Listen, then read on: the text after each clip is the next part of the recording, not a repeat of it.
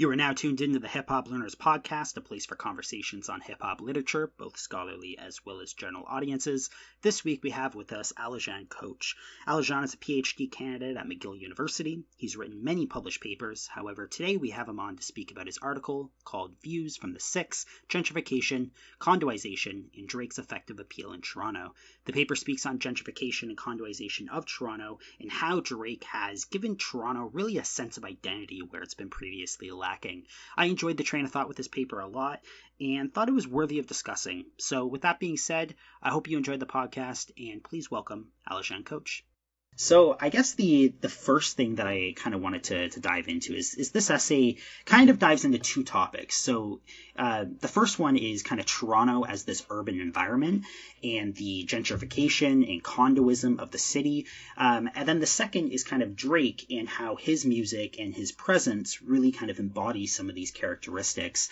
I'm just kind of curious on a background side of things. What is your background with this type of research, and when did you know that you wanted to write a paper on this subject? So it was sort of a weird, it was kind of a weird journey, I guess, to get there. Basically, when I wrote that, I was in anthropology, actually, and now I am doing my PhD in communications at McGill. Gotcha. But what sort of brought me to the topic was, I guess, for several years, I sort of sunk my teeth into affect theory, and I think that was sort of like the gateway or something. And I was sort of looking for a way of, I guess, how to theorize a vibe. And sort of genre theory became a really interesting way of doing that for me, because so much of, I guess, what constitutes, I mean, there were two things I was looking at, actually. Like, one of them was sort of genre theory, and the other was sort of looking at the relationship between space, affect, and culture. But I guess music is my form of popular culture of choice.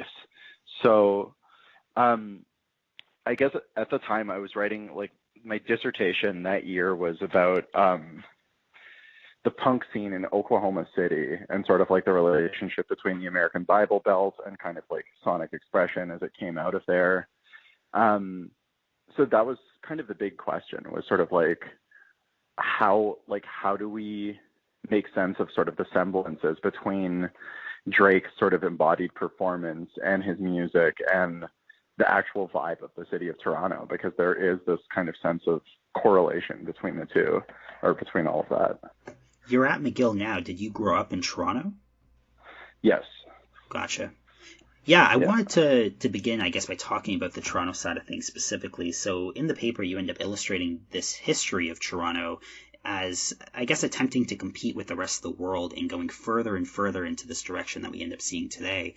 For those that are kind of unaware of the city, and I guess for those that haven't read the paper, can you kind of break down this lineage and this history and this kind of progression of Toronto? Yeah. I tend to liken Toronto to like an insecure teenager, which is that it hates itself and sort of tries to destroy everything that is beautiful about itself in the pursuit of sort of trying to come off like its peers. So I guess what I was looking at was sort of a number of accounts written by social geographers of sort of post-war boosterism in the city, and sort of like the steady gentrification since the post-war period, basically tearing down a lot of the important historical buildings, replacing them with huge housing developments and condominiums. The condo boom really started kicking off in the 1980s, and then kind of has gone through three waves, the main one of which we're experiencing now, which has been ongoing since, I think, the late 90s, roughly. And yeah, and there's this, Toronto has this kind of almost sense of like an inferiority complex where there almost seems to be nothing culturally distinct about the city. So it tries to reinvent itself by just aspiring to what other big cities are doing. And I think until Drake, there was always this thing, you would see it a lot in like local magazines, like, you know, Toronto Life or Now Magazine or something, which would be like, this is this big fad that's going on in New York or San Francisco or New Orleans or, you know, wherever else in the world. And like, we need to try to keep up to it or something, and sort of defining itself in relation to these other cities. Yeah, one of the things that you end up kind of, it seems to me that you make the argument that Toronto over time ends up kind of coming to terms with a sense of identity for itself as a city. And obviously, kind of a key part of the paper is the hip hop sound that's kind of formulated and identified with Toronto in the last decade, obviously with Drake. Do you think that it was required for Toronto to have its own, I guess, sense of identity before I guess, the hip hop community found and defined a sound for the hip hop music that was being made out of the city to be kind of correlated with the city? So obviously, for example, places like New York, LA, Texas, these are places that if I listen to a rap record, I can usually pretty quickly identify it with where it's from, right? There's a sound to New York rap, there's a sound to Bay Area rap, there's a sound to Texas rap, but for a very long time, there really hasn't been a sound to Toronto hip hop. If you end up going back to the 80s, you have Maestro Fresh West and Mishi Me, but they don't really have a kind of a sonic template that's distinctly their own. Mishi Me maybe a little bit more so with the Jamaican influence, but that's debatable. Into the 90s, you have this underground sound that seems to almost mimic New York, so like Citizen Kane, The Grassroots, Ghetto Concept, etc. But it's really been this kind of last decade or so with Drake that's really kind of defined this sound. It seems almost coincidental that, or maybe not coincidental, maybe there's a reason for it, that it took kind of waiting until Toronto found a sense of identity in of itself outside of the hip-hop context before the hip-hop community could really grasp onto something unique about Toronto. Do you think that that's the case? I think it might be the opposite, actually. That How so? Sort of, or that the two kind of coincided, that sort of like at the moment that Toronto started becoming this kind of, you know, global city or whatever, there just happened to be sort of like a rapper that sort of came along in the picture, or almost that it needed it to become sort of the global city that it wanted. There's this weird, how do we even describe it? Like a kind of synergy between Drake and Toronto or something. Like, on the one hand, Toronto needs Drake to sort of be like, the fact that we have sort of like a mainstream rapper from our city kind of makes us like a cooler city or something. And yet at the same time, yeah, like I don't think Toronto had a distinct sense of cultural identity before Drake. And I think it was only around the same time that it started discovering it, that Drake started coming up, and that the city really drew on the coolness that we derived from sort of our new main cultural export, to kind of define its identity. So you would say it was almost Drake that ended up giving the city a sense of identity? Yeah. Yeah, that's really interesting, because there is this kind of evolution of Toronto. You mentioned throughout, like, there's three waves of this kind of condoism that happens. There's this gentrification process that's taking place. You mentioned it's the kind of, I don't know, taking the place of Chicago as being like the third largest city in North America, I believe was the number. This idea of it being like one of the, I think it was Yonge Street West or something, being one of the kind of Queen West. Yeah. Queen West was the second most kind of high art kind of district in the world. Magazine's coolest neighborhood in the city, in the world. Yeah, so clearly there's this evolution process that's happening, I would say, outside of Drake, and it's very clear that Toronto is attempting to try to create an identity for itself, but maybe Right. that identity doesn't end up getting kind of recognized or materialized until kind of Drake ends up giving it some context and a voice. Definitely. You end up referencing the work of Raymond Williams and his structure of feeling throughout the article. Do you think that Drake's version of Toronto, I guess, speaks to the greater population of those in the city, or more so just, I guess, the hip hop base of the city, and I guess specifically his fan base, Drake's fan base? Or do you think his message and his kind of persona is something that can be identified with the city kind of as a whole? That was kind of the really, that was one of the tough questions for me. I mean, I think there is this really interesting relationship between sort of like how Toronto feels and how Drake is as an artist. Which is that on the one hand, I think that Drake really tapped into sort of this collective consciousness, or this kind of, affective force within the city. Like, there is something, the way people write about Drake records and sort of the way that feeling is embodied in his music is a thing that's really been very fascinating to me. Like, people talk about, sort of the light flashing off of the cars, like speeding along the highway, or just like these very like sexy images of sort of like this like glitzy cosmopolitan condo city or whatever. And that is sort of the image of Toronto that Drake conjures in his music. But at the same time, it's kind of what I think makes Drake feel so distinctly Torontonian and so familiar.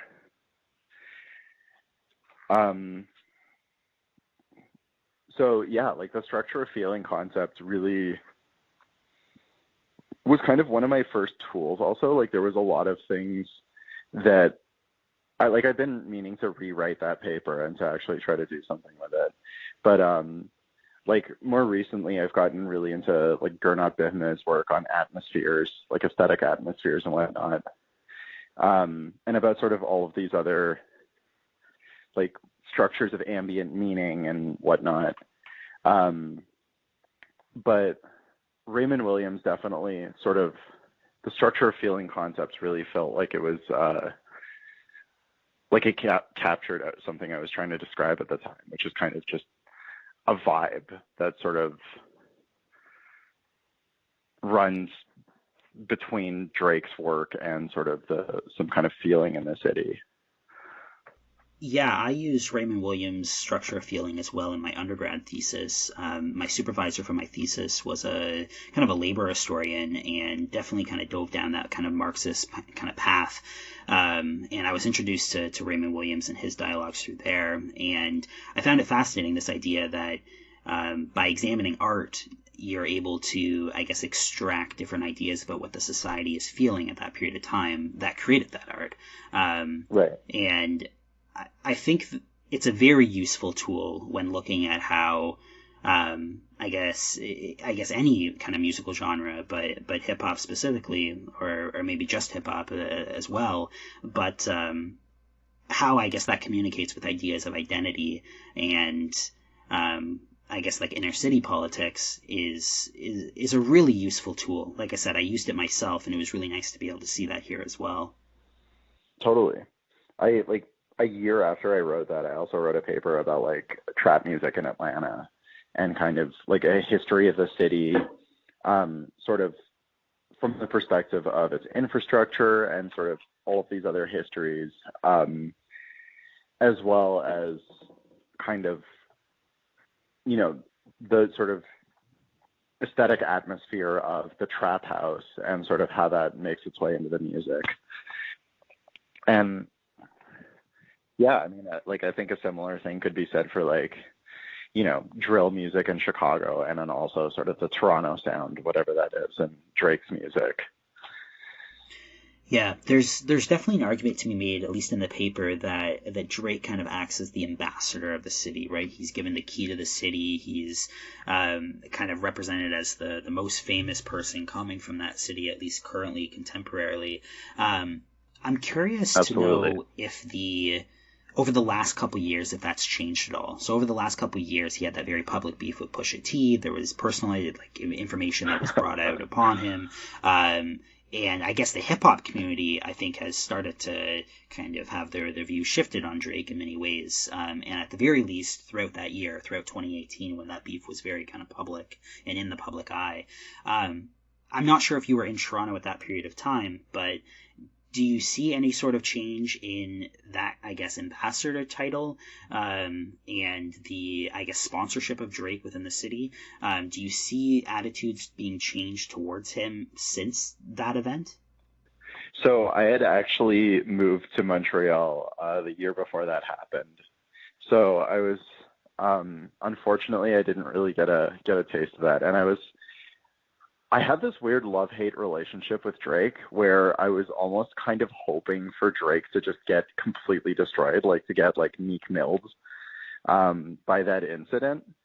But it didn't really happen, which almost, I don't know, it was almost kind of a bummer in a way. Yeah, obviously he saw success since the event. I think that's unquestionable. Like his numbers are still insane. But I do think there was a sense of respect that was being lost within the hip hop community and people that were kind of following the story. I know myself, who was kind of a bystander in the whole thing. I'm not a huge fan of Drake, I guess, his music wise, but I respected the guy as a creator, and I had respect for him anyhow. After that kind of incident, there was definitely some kind of cloudiness in terms of my opinions on Drake. It definitely got a little bit murky.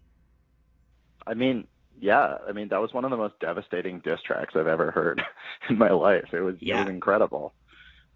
I would say it probably was, like, just in terms of the personal detail that was being revealed, right? Yeah, it was like a work of investigative journalism. Yeah, 100%. Like, I don't know if that's even ever been done before on that level. And I'm very curious to know if it ends up having any effect on the ideas that you end up talking about, right? I know you weren't in the city to kind of see the aftermath of that.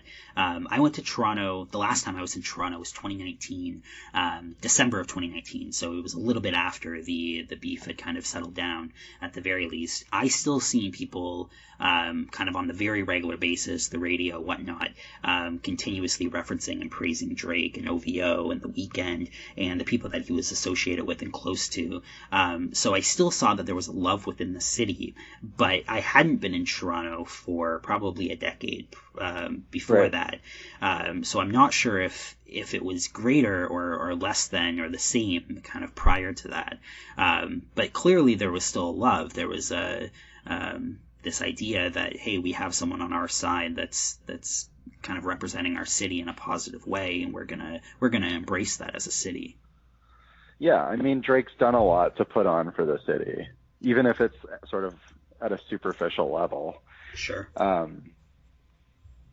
Yeah, I don't know.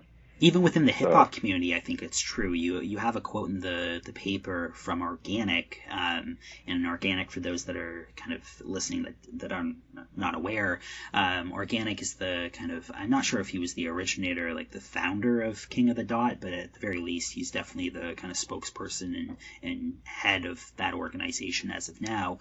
But it's basically Toronto's kind of battle rap league, and more importantly, I think probably the most recognizable name in battle rap as of now. And Drake has continuously made appearances at King of the Dot. He's guest judged it. He's just kind of always there, right? He's shown love to the hip hop community. And that's something that I always found kind of fascinating about Drake, because I study Canadian hip hop and I study the community that kind of created this culture here. And Drake, in many ways, kind of exists outside of that community. He didn't necessarily grow up going to the ciphers and just being involved in the community on kind of a DIY or grassroots level. But And as you mentioned, Drake is not an MC. Yeah, as he got famous, though, you even mentioned in the paper that he ends up going down south and he kind of distances himself away from Toronto. But then once he ends up getting that solidified kind of name behind him, he starts returning to the city. And I do think he's making a lot of kind of impacts in the city in a pretty positive way. And I think even within that hip hop community, that kind of more, that grassroots, that more, I don't know if authentic is the right word, but kind of old school, traditional hip hop environment that's existing in Toronto, I think he's tried to pay respects to that and tried to elevate that wherever he can. So I see that in his personality, but it's not where he came from. I have a hard time reading Drake as anything more than like a really good actor and an opportunist. Like, I think Toronto's a city that's all about the hustle. And what makes Drake such a perfect Torontonian rapper in a sense is the fact that he's just been really good at that hustle. Like, he's not a great rapper. He probably doesn't even write most of his songs. Like, we know that most of his stuff is ghostwritten at this point. And I mean, he started his career as an actor on Degrassi, right? Like, that's how he blew up. And that's kind of always how I've taken Drake. Like, he's not like a gangster rapper, but he'll be on a track with like all of the big, like he'll do the mixtape of Future. He's not, he has nothing to do with grime, but he'll like put on for Skepta. And then, and everyone in England loved him as a result of that. He's not, he's always just kind of playing off of different connections and kind of building different bridges. And I don't know, there's like, I find it hard to find Drake sincere, but for whatever reason, I still have some sense of admiration for him, I guess. So I think it's like the same with sort of MCing. Like, Drake is not like a great rapper or like an MC by any means. I don't think he could ever hold his own in like an event like that. But if he sees an opportunity, he'll go for it. This is kind of a moral question, but I guess just to end this kind of dialogue, do you think he's a good ambassador for the city then? Kind of. Why? It's weird because Toronto is a city without an identity, and Drake is kind of a rapper without an identity, in a way. Like, I think Drake is kind of like a perfect fake rapper for a fake city, almost. That sounds like I'm putting down my city and Drake, but it's not. It's almost a compliment. I think the way Toronto has come up in sort of, I don't know, like sort of like on this like global level is through sort of being kind of an anywhere city. Like, this could be anywhere in the world, but it happens to be Toronto. And I think the same could be said about Drake. Like, he's been so good at performing these different things. Like, he performs sort of the city's Caribbean diaspora, even though he's not part of it. He performs his Southern blackness, even though he didn't grow up in the South. He performed, like, he puts on so many different things, and he's good at it, and people believe him. Yeah, there's a quote in the paper, and I don't have it here in front of me to recite perfectly, but it talks about this idea of Toronto being the most multicultural city, and how, as you're saying, it's almost that in of itself is not enough for an identity. It's almost the polar opposite of an identity, right? Right. Just to say it's kind of a mixture of everything is not really enough in order to say that we have something unique of our own. And that may be true. It may be what Toronto really is at the heart of it. And of course, there is differences between Toronto and Paris and New York, etc. But when you're trying to end up coming up with an identity, having your identity being a mix is not enough of a statement to really feel a presence for, if that makes sense. And I think it was a really good point in the paper, and I see what you're alluding to here as well. Yeah. I just kind of wanted to branch off and talk about some of the current work that you're doing. Now, you mentioned at the very beginning a little bit of details regarding some of the past that you're kind of diving into. But where is your current research kind of landing, and is it at all related to kind of hip hop studies? It's not related to hip hop studies. I'm writing my dissertation. Well, I guess there is a connection. There is a strong connection, but I'm writing about wokeness. That's my dissertation research. Gotcha. And specifically, sort of its movement out of the Black Lives Matter context into this kind of aestheticized, I don't know, new incarnation or whatever. How far along into the PhD studies are you?